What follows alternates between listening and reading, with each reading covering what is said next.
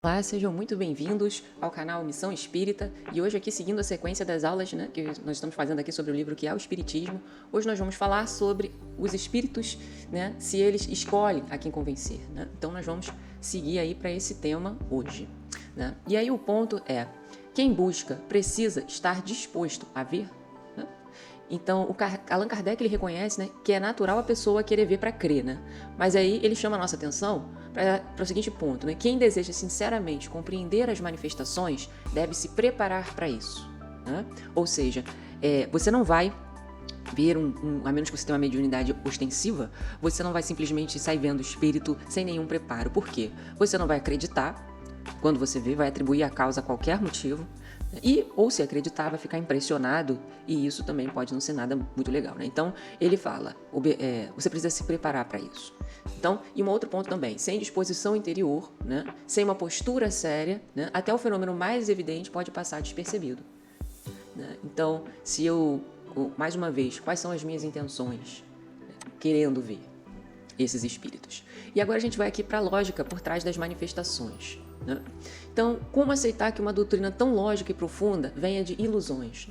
Quando às vezes acontece de aparecer mesmo um espírito, de se materializar, a gente se pergunta, será que isso não é coisa da minha cabeça? Às vezes pode ser, mas como que uma doutrina lógica que se baseia totalmente no raciocínio lógico, não tem rituais, nada disso, como que uma doutrina tão lógica, onde Kardec afirma que onde tem um feito verdadeiro, tem uma causa verdadeira, não se colhem frutos onde não há árvore. Então o racionalismo da doutrina é a prova de que algo real está na base das manifestações. A doutrina espírita ela é toda fundamentada em raciocínio lógico. E Allan Kardec ele tem uma característica de ser uma pessoa, tinha uma característica de uma pessoa muito racional.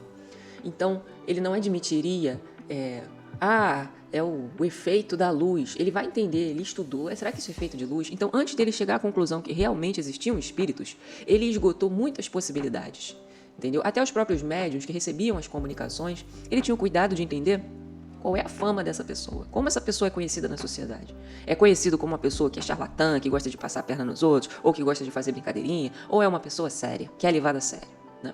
Então, ele até tomou cuidado com vários pontos antes de sair afirmando que os espíritos existem e que se comunicam com a gente. Então, nem todos verão, mas todos podem entender. Então, nem todos precisam ver os fenômenos para crer. Então, por exemplo, às vezes a pessoa sente a presença. Às vezes a pessoa entra num lugar e sente uma vibe, uma energia positiva, Muitas pessoas têm esses relatos. Ou o contrário, sente uma energia meio baixa, Alguns se sentem até mal fisicamente. Então, você está vendo os espíritos que estão ao seu redor? Muitos não, mas estão sentindo a influência deles de alguma forma. Então, você não precisa ver necessariamente para entender, mas você sabe que está acontecendo algo ali. Então, a mesma coisa nós temos aí os cálculos, assim como aceitamos os cálculos científicos sem precisar refazer eles, também é possível aceitar os princípios espíritas pela razão. Por exemplo, a energia elétrica. A gente não consegue tocar na energia elétrica. Se você pegar um fio, você vai sentir choque, mas você não vai ver a energia passando lá pelo fio de cobre. Mas ela está ali. Então, nem todos, eu diria que a grande maioria dos espíritas não vê espíritos, mas sabem que eles existem pela comunicação elevada, pelo conteúdo. Então, tudo isso é um indicativo de que os espíritos existem. E o que realmente convence? Experiências físicas nem sempre tocam o coração. Então, às vezes, uma mensagem, uma explicação clara pode iluminar a mente. Aí eu posso me citar como exemplo. Eu li muitos livros da doutrina, não só os livros clássicos da doutrina espírita, e também livros psicografados por espíritos, Emmanuel, Joana de Ângelis, André Luiz. Então, lendo aquele livro, nossa, mas que conteúdo interessante, eu nunca ouvi ninguém falar dessa forma sobre esse assunto. Então, quando você entende que aquilo ali não é algo que você vê normalmente, aquele conteúdo, aquela forma de ver um determinado tema, um determinado assunto, não é uma coisa que você vê normalmente. Então, é uma explicação clara, é uma informação que ilumina a mente, como está sendo dito aí no slide, e também abre novos horizontes. Mas o mais importante você tem que ler desprovido de preconceito. É um espírito? Será que foi um espírito mesmo? Não interessa. Olha aquela informação, aquilo ali faz sentido para você? Então, leva para tua vida. Se não faz, deixa de lado. Todo mundo tem essa liberdade. Mas o que convence, de fato, é o quê? A mensagem. A mensagem convence-se, né? Então, quando se entende o porquê dos fenômenos, o mistério desaparece e o raciocínio ocupa seu lugar. Então, além das mensagens, você vai estudar, mas por que esses fenômenos acontecem? E aí você vai entender, né? E agora, indo aqui para o nosso próximo slide, né? A doutrina como uma resposta interior. Então, o espiritismo é mais que fenômenos, como eu já disse inúmeras vezes, né?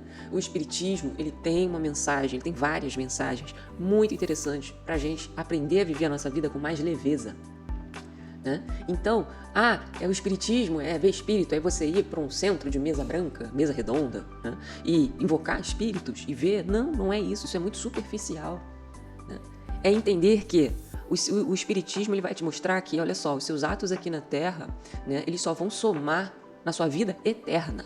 E a sua vida eterna é com base no espírito. A sua vida não acaba com o corpo físico, né? Você continua vivo através do espírito. E tudo que você fizer enquanto esteve encarnado, né, em carne aqui na Terra, vai somar as suas experiências e vai dizer o quão feliz ou o quão infortunado você vai ser na sua existência espiritual, na sua trajetória evolutiva. Então, essa é a mensagem, não é falar, não é o espírito, jamais. O espírito é o meio para você entender algo muito mais complexo, né?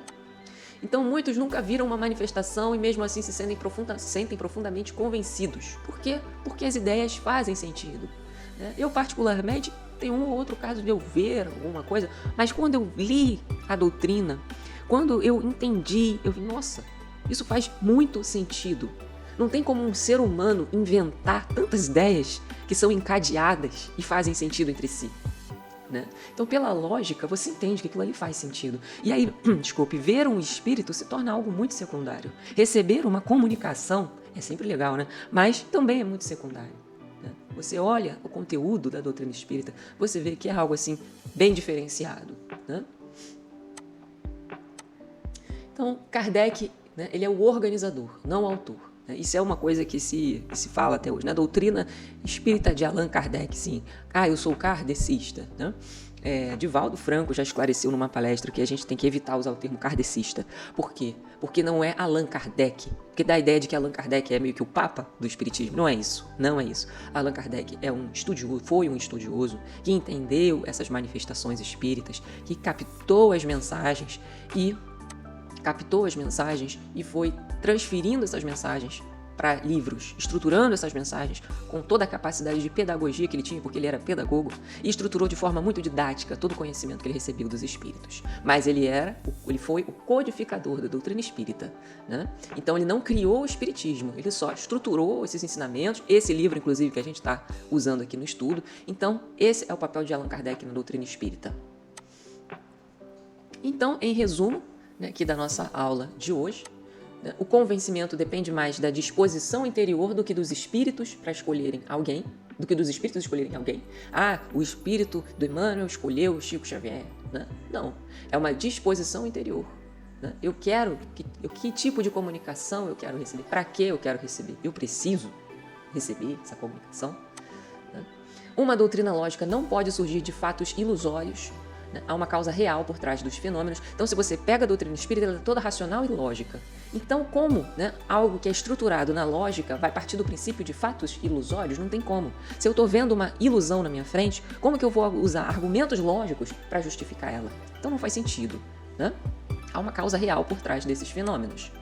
E se você quiser entender como que esses fenômenos acontecem, o livro dos médiuns é ótimo. Ele explica bastante esses temas. Inclusive, deixa no comentário se você quiser algum assunto sobre isso, algum tema relacionado a isso. A observação exige paciência, mas o estudo racional também conduz à convicção, né?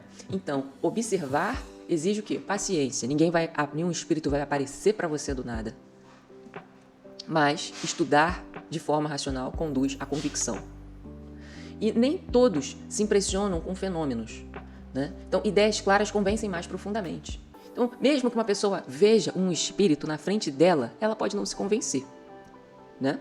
Então, mas ideias que fazem sentido convencem mais. O meu caso, assim, me convenceu muito. Como eu disse, são ideias que se encadeiam e têm uma lógica, um contexto entre si que fazem muito sentido. E o verdadeiro valor do espiritismo está na sua filosofia, não apenas nas manifestações, né? E eu seria um pouquinho mais radical, eu diria que o valor do espiritismo está totalmente na sua filosofia. As manifestações é só um meio para chegar na filosofia. E aí você deve se perguntar, como assim? Né? O espiritismo vai falar da reencarnação como explicação para as desigualdades humanas. Ele vai falar da lei de causa e efeito como uma forma de justiça divina, né? Então, ao contrário daquela punição eterna, né, que a gente acha que existe, o espiritismo ele vai ensinar que a gente colhe o que planta, nessa ou em outras vidas. Então, essa visão oferece uma justiça mais compreensível e compatível com o conceito de Deus bondoso que a gente tem. A gente colhe o que a gente planta, através das nossas encarnações. Então, a importância da caridade como expressão de amor ao próximo, né? Então, o espiritismo tem aquele lema, fora da caridade não há salvação, né? E essa máxima dá um novo sentido à moral cristã, porque ela prioriza o quê? Atitudes práticas de compaixão, perdão e ajuda mútua, mais do que rituais e dogmas, né? Então, é através da caridade, né, que a caridade que vai envolver compaixão, perdão e ajuda mútua, é que eu consigo me purificar. Não necessariamente praticando rituais, se eu vou praticar lá os rituais que sejam, em qual religião que seja, mas as minhas atitudes, né, não condizem com os rituais que eu fui lá fazer, né? Se eu falo amor, amor, amor e do lado de fora eu faço outras coisas, né, eu não tenho caridade, eu não estou mantendo essa energia comigo, né? A imortalidade da alma como consolo na dor da perda, né? Então às vezes você perde um ente querido e você acredita, não, acabou, cessou. O espiritismo vai dizer, não, ele continua vivo, só que em outra forma. Em outra, né? Ele não tem um corpo físico mais, agora ele é um corpo espiritual. E a vida na Terra como escola espiritual. Então a gente encarna aqui para quê? Para aprender a evoluir, para passar por experiências que vão enriquecer o nosso espírito, né, de conhecimento e vão naturalmente, conforme esses conhecimentos vão sendo assimilados e a atitude desse espírito vai mudando por causa disso, nós temos um espírito mais elevado moralmente, que sofre menos com os reveses da vida, né? Das vidas que ele vem a viver. Então esses são apenas alguns, né, dos conceitos que o espiritismo traz para a gente e que abrem a nossa mente, abrem a nossa visão para outras dimensões que a gente até então nem sabia que existia, né? E aí eu deixo uma pergunta aqui para reflexão. Será que estamos esperando ver milagres quando o verdadeiro convencimento está em compreender o que já nos cerca, né? Então muita gente fica, não sei, eu nunca vi um espírito. Meu filho, você precisa ver espírito para chegar a algumas conclusões? Será que só ir para um determinado evento, num templo espiritual, todo domingo, ou toda quarta, o dia que for, será que só ir ao centro espírita e tomar o passe é suficiente? Será que as suas atitudes, né, as suas atitudes no dia a dia, a sua forma de viver, será que a sua falta de caridade, será que isso, né, não está contribuindo para alguns dos seus problemas, né? Então, até as próprias coisas que a gente vê, por exemplo, crianças lembrando de outras existências que tiveram, de como, será que isso, né, já não é o suficiente para te convencer? Será que aquela energia estranha que você sentiu quando entrou no lugar, ou aquela energia boa, será que isso não é o suficiente? Mas, como eu falo, o objetivo aqui não é convencer ninguém, é só mostrar, né, mostrar as coisas, e aí fica a critério de vocês entender, né, se existe ou não.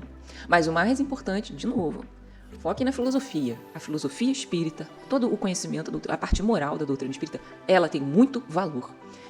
É só isso, para mim, já seria o suficiente para a gente tentar entender um pouquinho mais. Então, encerro aqui agora, né, o nosso estudo. Agradeço enormemente a audiência de vocês e é isso aí.